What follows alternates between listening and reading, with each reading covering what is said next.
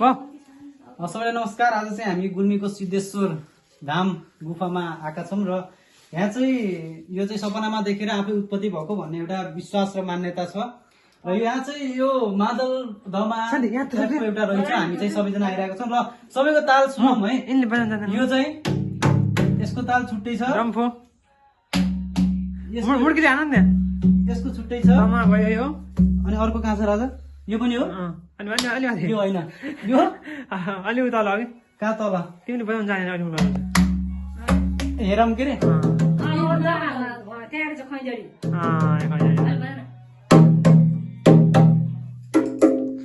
सबै यता नजदिक आवाज आउने ताल मादल ताल सबै उत्पत्ति सबै उत्पत्ति भए यो चाहिँ एकदम रमणीय। अनि त्यसपछि भयो मलाई खासै मलाई भन्दा यिनीलाई थाहा छ कि तिमीले यसो यसो गरिदेऊ त, मलाई खासै थाहा भएन यिनको भरमा हो। ल आज सिद्धेश्वर गुफामा अब यो मादलबाट स्टार्ट गर्दैछ। आफै उत्पत्ति भएको मादल भयो, यो अब डम्फ भयो, अब यो ट्याङ्कोडी भयो, ट्याङ्की भयो, अब यो दमा भयो। यहाँ दमा देख्न सक्नुहुन्छ। ए आहा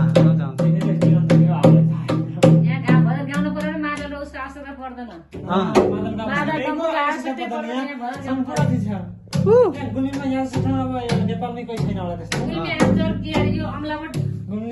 मुस्को नगरपालिका 5 अमलाकोट गुल्मीमा अवस्थित सिद्धेश्वर मन्दिर गुफा। सबैबाट दर्शकहरू आएर यहाँ पुरा घुम्न जानुहुन्छ। यता माथिदेखि